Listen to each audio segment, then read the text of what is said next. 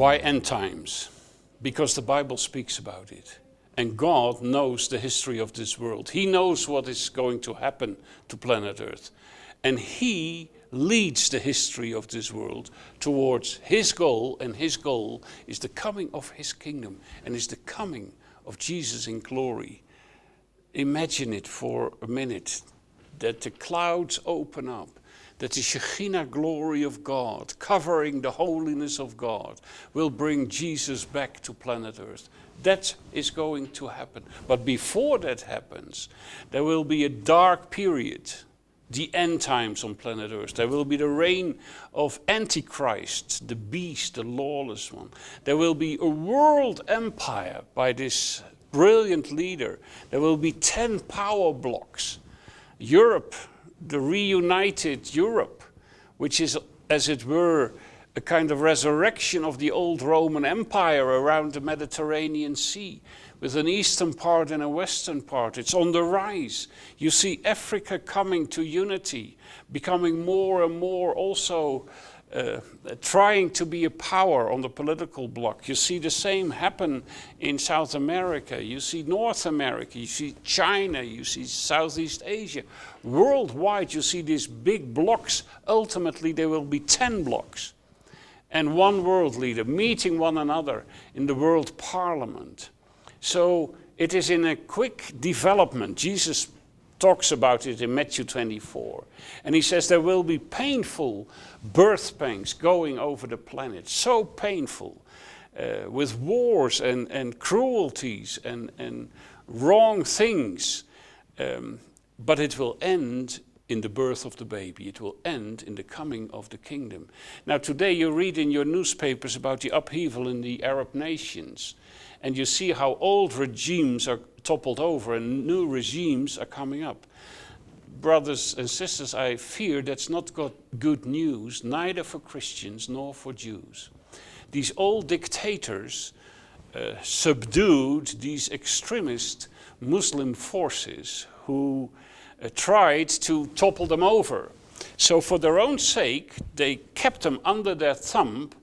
But now that they are removed from the political scene, now these fanatic extremist groups are coming to the surface, like the Muslim Brotherhood, who appear to have a peaceful solution, but we already know that one of the characteristics of the Antichrist is that he brings peaceful solutions to the problems of this world.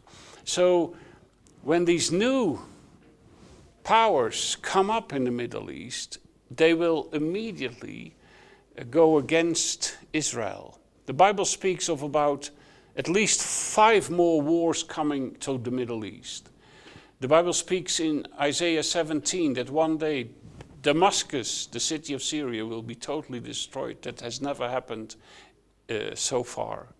The Bible speaks about a big blow that Egypt will get by the hands of tiny Judah. And it has not happened yet in the history of this world, but it will. The Bible speaks about the first ring around Israel that will suddenly attack to try to get rid of Israel. The Bible speaks in Ezekiel 38-39 about the second ring around Israel that will suddenly attack, with the help of forces in the north.